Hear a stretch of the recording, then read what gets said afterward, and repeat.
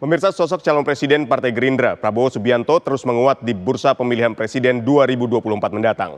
Setelah setahun sebelumnya mendapat dukungan dari Partai Kebangkitan Bangsa dan sepakat membentuk Koalisi Kebangkitan Indonesia Raya, hari ini Partai Golkar dan PAN mendeklarasikan dukungannya kepada Prabowo Subianto.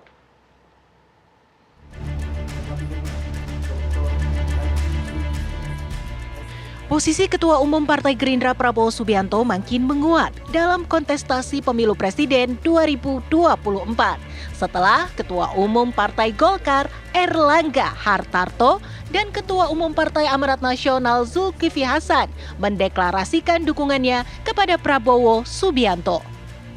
Ini menguatkan gerbong Koalisi Kebangkitan Indonesia Raya yang sebelumnya memuat Gerindra dan Partai Kebangkitan Bangsa.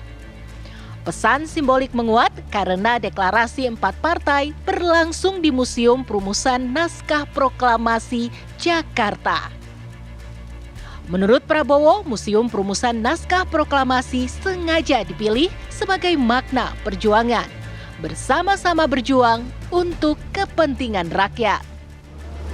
Ternyata diambil kesimpulan bahwa disinilah tempat yang paling baik karena membawa suatu aura perjuangan, spirit perjuangan.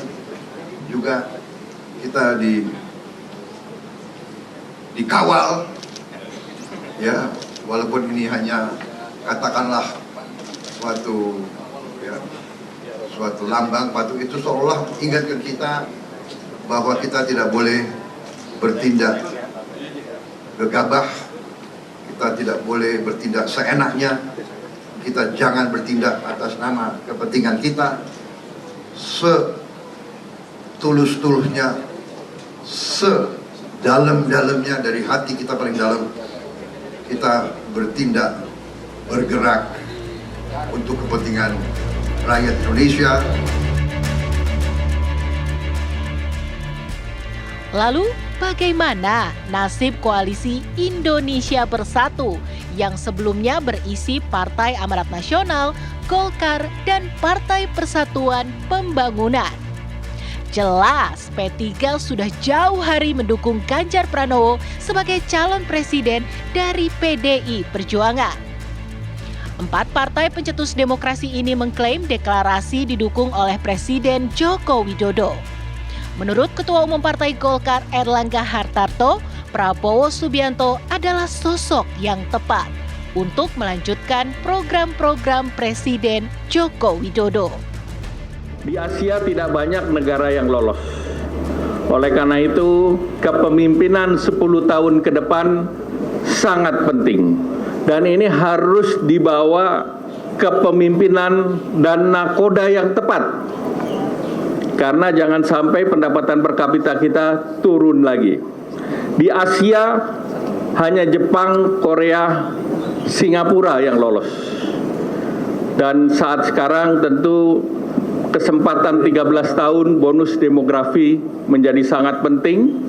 Mengikuti berbagai kegiatan di Partai Golkar dan kekaryaannya tidak diragukan lagi.